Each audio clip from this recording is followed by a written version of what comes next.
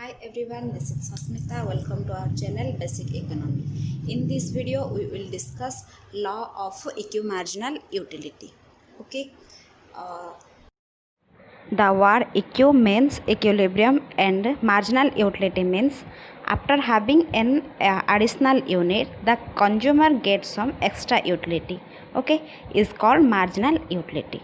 ठीक है, मतलब एक एक्स्ट्रा एडिशनल यूनिट कंज्यूम करके कंज्यूमर जो यूटिलिटी पाता है उससे मार्जिनल यूटिलिटी कहते हैं. ठीक है, तो law of equi marginal utility means to get equilibrium. Okay, to get equilibrium in marginal utility of two goods. Okay, while law of DMU states consumer behavior of one good. ठीक है, लेकिन law of equi marginal utility, ठीक है, law of equi marginal utility क्या कहता है? Consumer behaviour while consuming two goods और collection of goods. Okay, मतलब law of equi marginal utility क्या कहता है? जब कंज्यूमर टू गुड्स कंज्यूम करता है, ठीक है, और कलेक्शन ऑफ गुड्स, ठीक है, कलेक्शन ऑफ गुड्स कंज्यूम करता है तो उससे उसका बिहेवियर क्या है ये एक्सप्लेन करता है law of equi marginal utility. ठीक है, law of equi marginal utility maximise करता है, ठीक है, ह्यूमन की जो सेटिस्फेक्शन है उसे मैक्सिमाइज करता है. ठीक है, उसकी यूटिलिटी मैक्सिमाइज करता है, इसीलिए ये law of equi marginal utility use किया जाता है. तो हम देखते हैं इसका statement. The law states, the equilibrium law states that the consumer distribute his money income between the goods, that the marginal utilities of money expenditure derived from both the goods should be equal. ठीक है, हम यहाँ पे दो goods example के लिए लेंगे. ठीक है, तो ये स्टेटमेंट कहता है the consumer distribute his money income. ठीक है, उसके जितने भी फिक्स्ड मनी इनकम है, जितना भी मनी इनकम है, distribute his money income between the goods. ठीक है, मतलब वो जो भी गुड्स खरीदना चाहता है वो दो गुड्स के अंदर ऐसे डिस्ट्रीब्यूट करेगा that the marginal utilities of money expenditure. ठीक है, वो उसकी मनी एक्सपेंडिचर ऐसे होना चाहिए जो कि उसकी marginal utilities derived from both the goods should be equal. मतलब दो गुड्स की जितना भी जो भी मार्जिनल यूटिलिटी उसे मिलता है वो दोनों इक्वल होना चाहिए. ठीक है, सिम्बोलिकली हम ले सकते हैं MUX divided by PX equal MUY divided by PY. MUX यानी marginal utility of good X and PX यानी price of that commodity X. Okay, and MUY यानी marginal utilities of another commodity that is Y and PY means price of Y. Okay, ये statement हम example लेते वक्त हम अच्छे से समझ पाएंगे. पहले हम उसके एजम्पशंस कुछ डिस्कस करते हैं. ठीक है, तो एजम्पशन है rational. The consumer should be rational. He should know how to choose and how he choose and what should be the good and how it can be utilised. ठीक है, वो कैसे यूज़ करना चाहिए उसे पता होना चाहिए. ठीक है, तो इकोनॉमिक्स में रेशनल एक एसेंशियल एजम्पशन है. ठीक है, next most purchase more than one commodity. ठीक है, ये लॉ कहता है मोर देन वन कमोडिटी खरीदना चाहिए. Next prices should be given. ठीक है, ये लॉ की एजम्पशन है price should be given, price देना चाहिए. Next whole income should be spend. मतलब वो मार्केट में जाता है जितने भी इनकम उसके पास है उतनी उसके जेब में जितने भी पैसे है वो स्पेंड होना चाहिए. मतलब वो सारी खर्च करके ही आएगा. ठीक है, next income should be constant. ठीक है, इनकम कांस्टेंट होना चाहिए. Custom habit should be constant, यानी हैबिट्स हो या फिर कस्टम टेस्ट प्रेफरेंस ये सब कांस्टेंट रहना चाहिए. Next utility can be measurable. ठीक है, यूटिलिटी मेजरेबल होगा ही क्योंकि ये कार्डिनल अप्रोच के अंडर आता है ये लॉ. ठीक है, इसलिए इसे यूटिलिटी मेजर होगा. ठीक है, तो ये है एजम्पशंस. ओके, नेक्स्ट हम इसके एक्सप्लेनेशन डिस्कस करेंगे. ठीक है,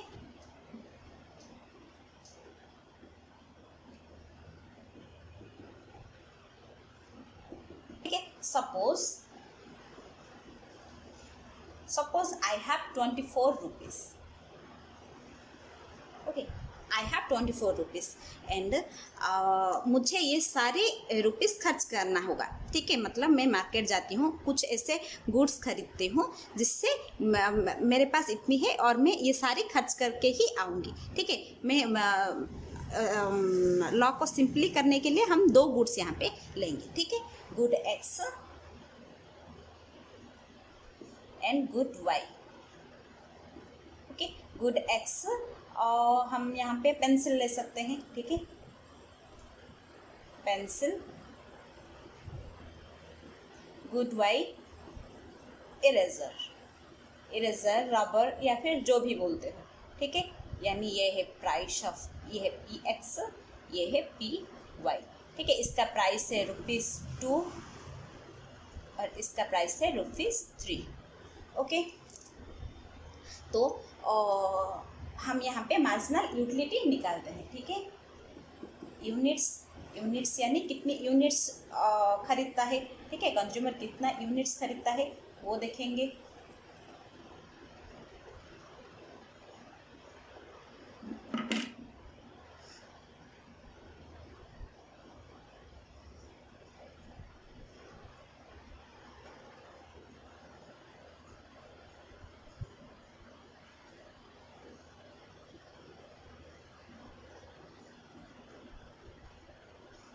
ठीक है, यहाँ पे हम MUX डिवाइडेड बाय PX निकालेंगे। क्यों? क्योंकि हम अगर कंज्यूमर इक्विलिब्रियम पाना है तो हमें ये फॉर्मूला अप्लाई करना ही होगा, ठीक है। इक्विलिब्रियम पाने के लिए हम MUX डिवाइडेड बाय PX निकालेंगे और MUY डिवाइडेड बाय PY निकालेंगे, ठीक है। तो MUX कितना, जब हम यहाँ पे देखेंगे एक यूनिट कंज्यूम करके कंज्यूमर डिराइव करता है 20 यूनिट्स ऑफ यूटिलिटी, ठीक है।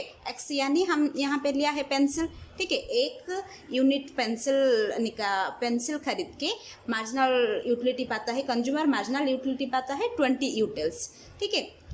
2 कंज्यूम करके 18, 3 कंज्यूम करके 16। हमने DMU, लॉ ऑफ DMU में पढ़ा था, यूनिट्स जब कंज्यूमर कंज्यूम करता है उसकी यूटिलिटी डिमिनिश होता है, ठीक है।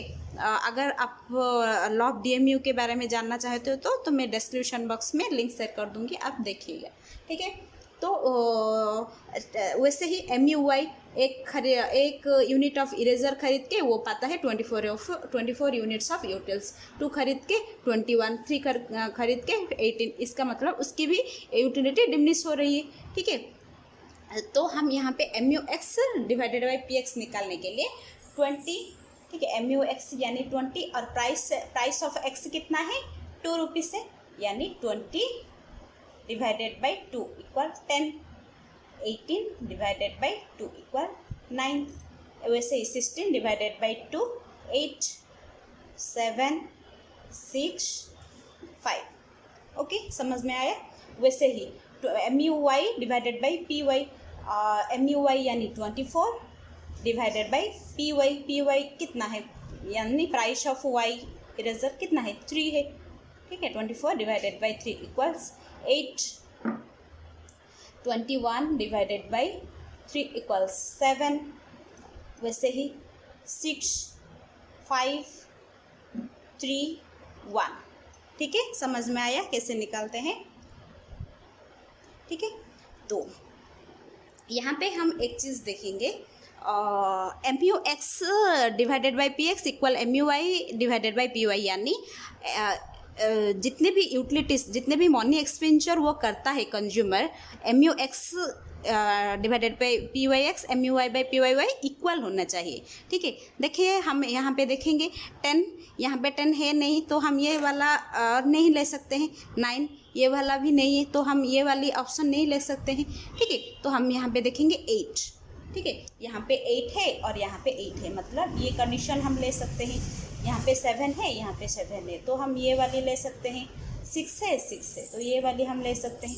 5 है, 5 है तो हम ये वाली ले सकते हैं, ठीक है। ये 4 ऑप्शंस हम ले सकते हैं। तो चलिए कैलकुलेट, ठीक है, चलिए कैलकुलेट करके हमें पता चल जाएगा हम कौन सी ले सकते हैं, ठीक है, ठीक है। तो हम ये वाले ऑप्शन देखेंगे पहले, ठीक है। यहाँ पे 8 है, ये 8, ठीक है। तो यूटिलिटी तो इक्वल हो रही है 8 एंड 8, लेकिन यहाँ के हम यो सेटिस्फेक्शन देखेंगे, ठीक है। यहाँ पे 3 यूनिट है, 3 मल्टीप्लिकेशन प्राइस कितना होगा 2 होगा यहाँ पे। गुड एक्स की प्राइस कितना है 2 है, प्लस ये वाली में 8 मतलब 1 यूनिट ऑफ इरेजर, ठीक है। 1 प्लस प्राइस कितना है 3, ठीक है, समझ में आ रहे हैं ना। 3 यानी यहाँ पे 8 यानी कितना यूनिट है 3 यूनिट है, ठीक है। और इसका एक्स का MUX का प्राइस कितना है, PX का प्राइस कितना है 2 यानी 3 इंटू 2 प्लस 1 यूनिट, ठीक है। यहाँ पे 8 है तो यूनिट कितना होगा 1 होगा, 1 इंटू 3 प्राइस कितना है 3। तो हम ऐसे करके हम जितने भी पैसे लिया है हमने यहाँ पे 24 जो पैसे लिया है 24 रुपीज़ लिया है उसकी कितना खर्च होगा ये हम कैलकुलेट करते हैं, ठीक है। यहाँ पे 3 इंटू 2 6 प्लस 3 यानी 9, ठीक है। तो हमने यहाँ पे 24 लिया, ये वाली अगर हम लेते हैं ये वाली कंडीशंस लेते हैं तो हमारे सिर्फ 9 रुपीज़ खर्च होगा। इसका मतलब हमारे पास और भी पैसे हैं खर्च करने के लिए, ठीक है। तो हम अगले वाली भी ले सकते हैं, ठीक है। तो ये वाली नेक्स्ट लेते हैं 7 यानी 4 unit, 4 into 2 plus 2 into 3, okay. 8 plus 6 14, okay. तो ये वाली ऑप्शन अगर लेते हैं फिर भी हमारे पास पैसे बचता है तो हम ये वाली नहीं लेंगे। नेक्स्ट और एक ऑप्शन लेंगे 5 इंटू 2 प्लस 4, राइट, हाँ 4 इंटू 3 यानी 10 प्लस 12 यानी 22 हुआ, ठीक है। 22 फिर भी हमारे पास पैसे बचता है। यहाँ पे हमने 24 पैसे लिया है तो ये है 22। तो हम अगला ऑप्शन देखते हैं, ठीक है। तो ये है 6 इंटू 2 प्लस 4 इंटू 3, ठीक है। तो 6 इंटू 2 12 प्लस 12 24 हो गया, ठीक है। तो हम ये वाली अगर हम ऑप्शन लेते हैं यानी अगर हम 6th units of pencils and 4th units of eraser लेंगे, ठीक है, ये वाली ऑप्शन,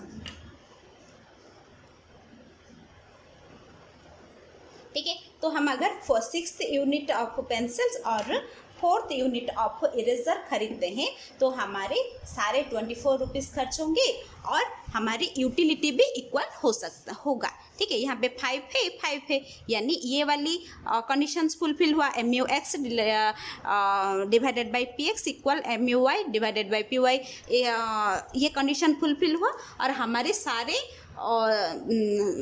पैसे भी खर्च हुआ। मतलब हम जितने भी पैसे लिया था एजम्पशन में हमें पढ़ा था, ठीक है, income should be whole income should be spent यानी सारे इनकम खर्च होना चाहिए। तो ये वाली कंडीशंस भी हमारी फुलफिल हुआ। तो कंज्यूमर क्या करेगा अगर इस कॉम्बिनेशन को लेगा 6th unit of pencil and 4th unit of eraser अगर वो खरीदता है तो वो मैक्सिमम सेटिस्फेक्शन मिल सकता है, उसे मैक्सिमम सेटिस्फेक्शन मिल सकता है, ठीक है, ठीक है।